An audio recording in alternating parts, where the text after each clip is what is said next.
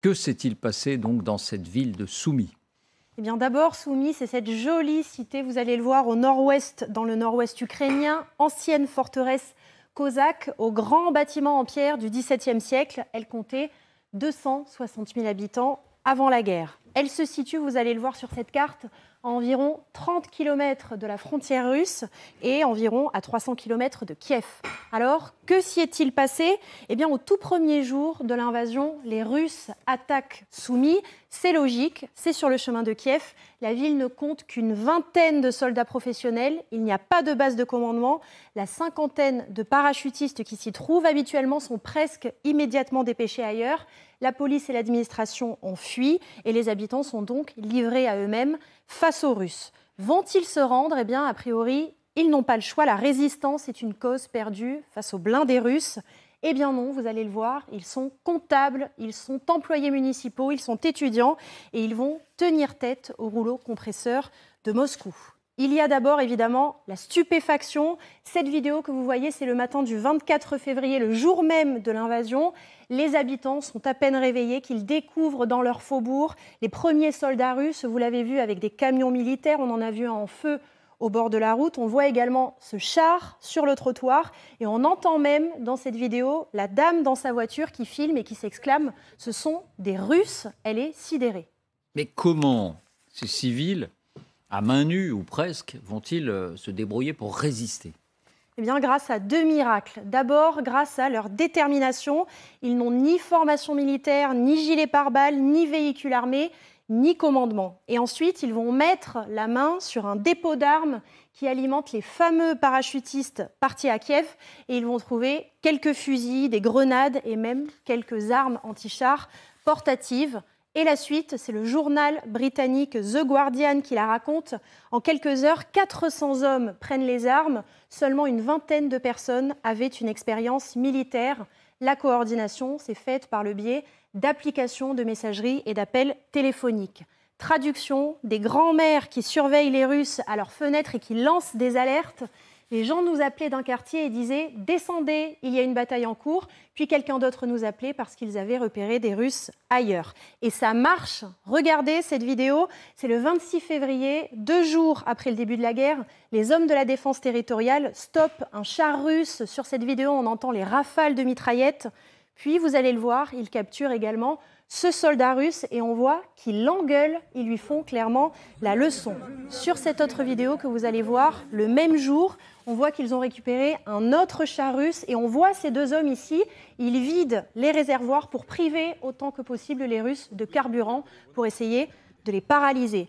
Alors peu à peu, ces hommes, ils prennent confiance et deux d'entre eux se sont justement confiés au Guardian. Il s'agit de Seri et Ihor, 29 ans tous les deux, employés du conseil municipal et amis. Et ils racontent l'improvisation totale des débuts. Il n'y avait aucune coordination ni instruction de Kiev ou quoi que ce soit de ce genre. Nous avons tout inventé nous-mêmes.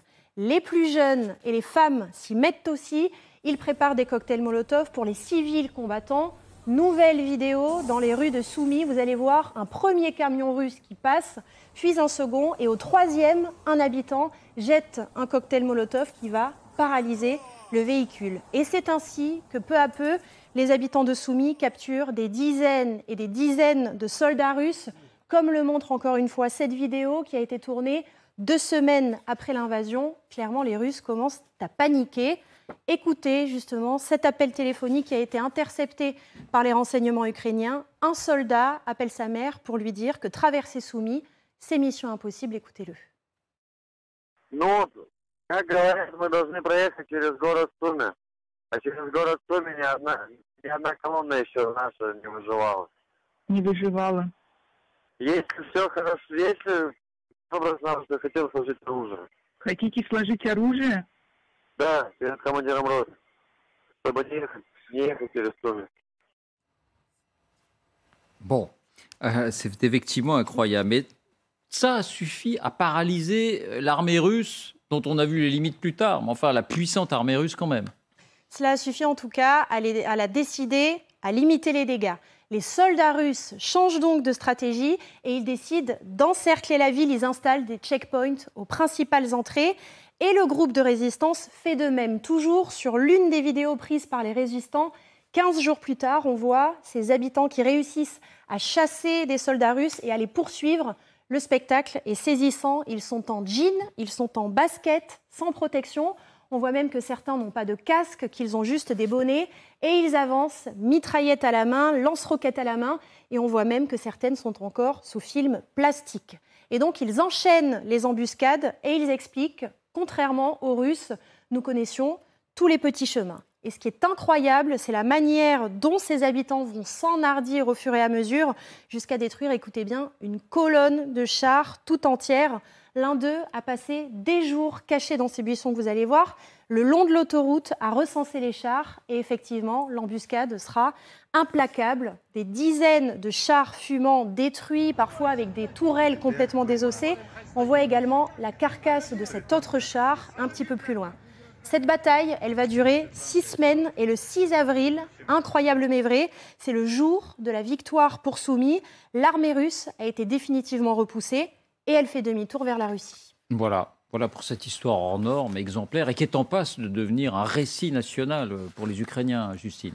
Exactement, puisque dans ses vœux du 31 décembre, Volodymyr Zelensky a justement salué l'héroïsme de ses civils. Écoutez-le. Сумщина і Суми. Ви одні з перших відчули на собі повномасштабне вторгнення окупантів. Для них Сумщина стала кісткою в горлі. Звичайні люди робили коктейлі Молотова, палили ворожі колони. Взяли перших полонених. Окупанти брехали вам, що Україна вас кинула і не буде боротись за вас. Але ви вірили і попри все дочекались. Сумщина – це сила. Merci Justine. Si les producteurs de Hollywood ou de la Gaumont ont lu le Guardian ou nous regardent, vous pouvez être sûr que vous verrez bientôt sur les écrans le récit de cette histoire presque trop belle pour être vraie. Comment est-ce que le militaire que vous êtes regarde des civils qui ont réussi à mettre en déroute des chars et des militaires professionnels, Pierre? C'est la force de David face à Goliath. J'aime cette citation. Voilà. Et c'est un phénomène récurrent dans l'histoire militaire depuis très longtemps. Ça a pu jouer d'ailleurs contre nous, Français, pendant la guerre d'Espagne, où l'armée de Napoléon, qui était très solide, a envahi l'Espagne. Et vous avez eu une montée populaire de guérilla. Les Espagnols étant chez eux, connaissant les chemins, montant des opérations. D'ailleurs, le terme de guérilla a été inventé pendant la guerre d'Espagne, donc au début du 19e siècle. Donc là, c'est contre les Russes. Évidemment, moi qui suis extrêmement attaché à la notion de nation en armes, de citoyen en armes, c'est un de mes attachements personnels. Je considère que quand on est citoyen dans une démocratie, il faut s'intéresser aux questions de défense, voire plus s'engager dans la réserve opérationnelle. Et là, vous avez l'exemple de cette montée, cette levée en masse, entre guillemets, par rapport à la population de Soumy, qui dit non, qui refuse et qui se rencontre. Et ce qui est très frappant, c'est la conjonction entre de l'armement assez léger, beaucoup de courage, et puis les réseaux sociaux, le téléphone, le portable, la grand-mère au balcon qui dit... Et ça, en fait, vous avez des dizaines d'exemples. Vous avez eu la gentillesse de citer mon livre. Je donne d'autres exemples à d'autres endroits où, par exemple, ça peut être des grands-pères qui repèrent sur les réseaux sociaux russes ou sur les médias russes des soldats russes qui se font photographier devant un bâtiment normalement qui est démarqué. Justement, ils font attention parce qu'ils se sont fait frapper à plusieurs reprises, parce qu'ils posaient devant des bâtiments tout à fait identifiés. Sauf que ces grands-parents étant chez eux, ils reconnaissent parfaitement à la couleur de la pierre le bâtiment, et ils envoient un message à leur fils en disant « mais les Russes sont devant tel bâtiment, etc. » Le renseignement remonte, etc.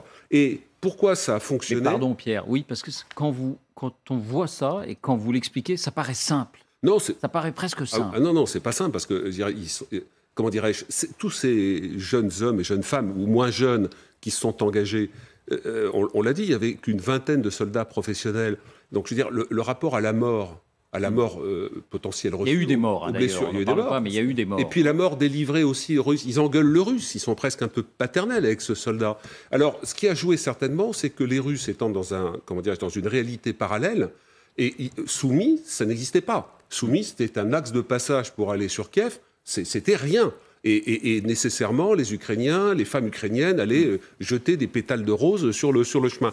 Donc là, et ça a joué beaucoup sur les premières semaines de guerre dans toute la partie nord. La surprise, on a rappelé ici que vous avez des combattants russes qui s'étaient mis sur des réseaux sociaux pour trouver des jeunes filles ukrainiennes parce qu'ils pensaient qu'ils allaient rentrer en Ukraine comme des libérateurs. Et donc, effectivement, ce phénomène de surprise, la connaissance des lieux, la détermination et le fait de dire non.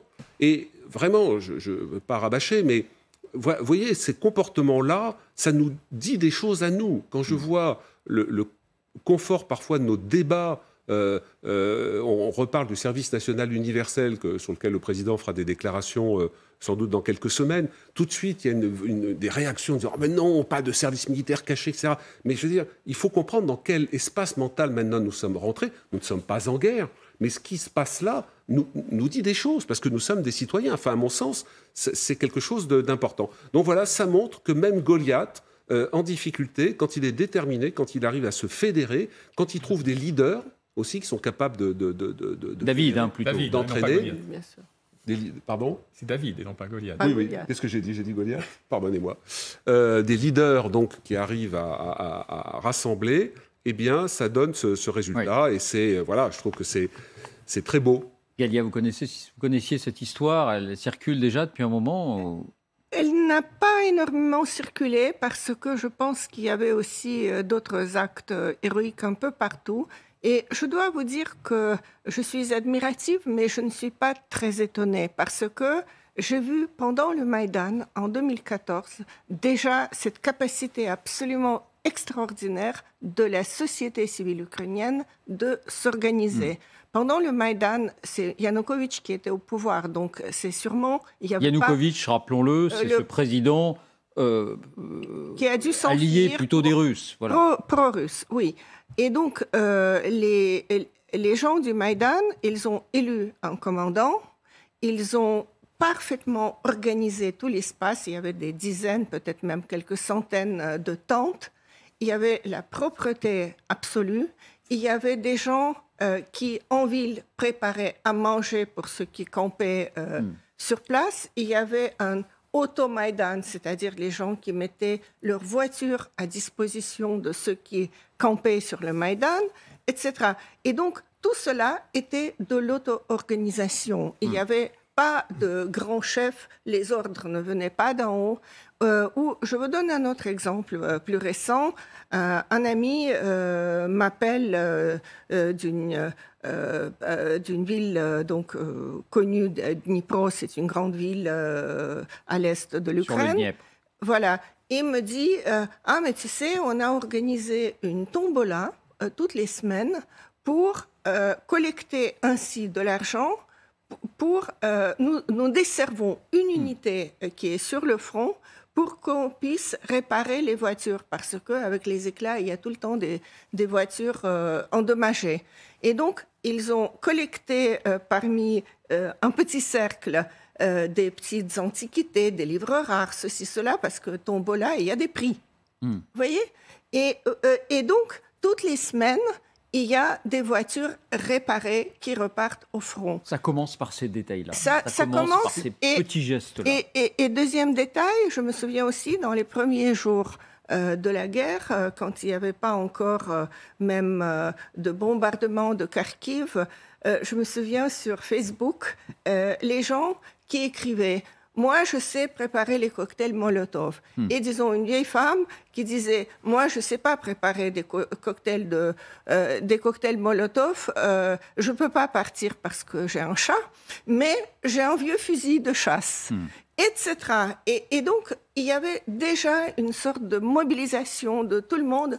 Comment est-ce qu'on va protéger notre ville ? Quels enseignements à en tirer ? Oui, Jean-Claude. David, vous avez dit, ainsi que Justine, vous avez dit, ces hommes qui n'avaient rien, ils n'avaient peut-être rien sur le plan militaire, mais ils avaient l'essentiel.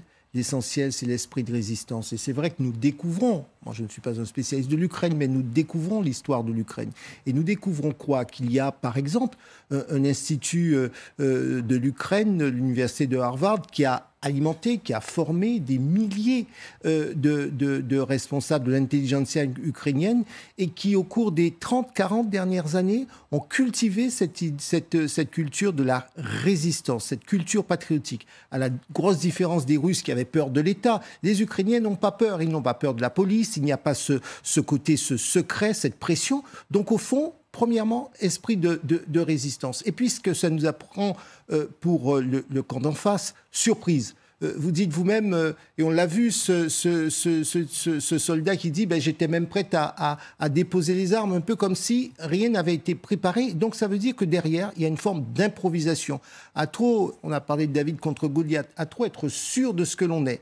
On ne se pose pas les bonnes questions, on ne s'interroge pas sur l'autre. Vous savez, très souvent dans un conflit, les gens prennent, quand on leur dit, moi il m'est arrivé de dire, il faut entendre l'autre. Entendre l'autre, ça ne veut pas dire être d'accord avec l'autre. Il faut entendre ce qu'il dit, comprendre ce qu'il pense pour pouvoir se préparer.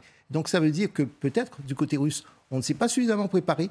On a minoré en se disant, c'est un petit pays, c'est à notre porte, on va y aller comme cela. Alors qu'en face, cet esprit de résistance était tout. Et c'est parce qu'il y a eu cet esprit de résistance qu'ils ont pu avoir beaucoup d'imagination, et on le retrouve dans d'autres conflits. Je parle sous l'autorité de Pierre.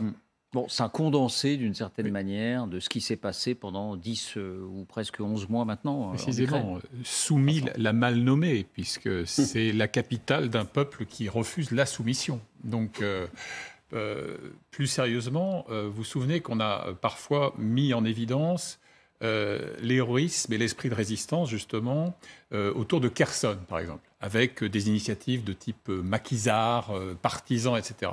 Mais on s'aperçoit, et ça c'est un enseignement très précieux, que cet esprit de résistance, là, il opère à 30 km de la frontière russe. Manière de tordre le cou à une des légendes les plus tenaces, selon laquelle, en gros, tout le flanc est de l'Ukraine serait russophile ou pro-Kremlin. C'est évidemment une ineptie de collection, la preuve.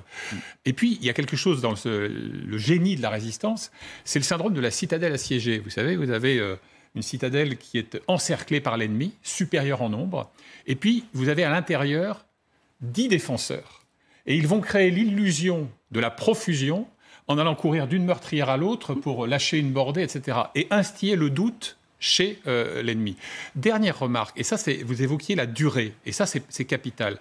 Car au fond, en creux, ce que ça raconte aussi, c'est la désinvolture des Russes, qui, comme Pierre le soulignait initialement, croient qu'ils vont traverser cette non-ville très tranquillement, voire sous les vivas et les hurrahs.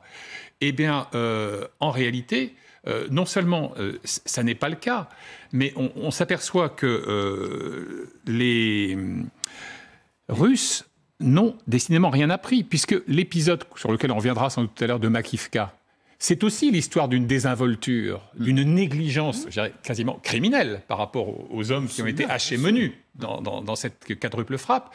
Mais vous dites, après tout, pourquoi pas au début? Ils étaient tellement intoxiqués, enivrés par l'euphorie d'une victoire facile, mais vous apercevez qu'ils n'ont tiré aucun enseignement de ce que Soumis leur raconte dès le début du conflit. Eh bien, juste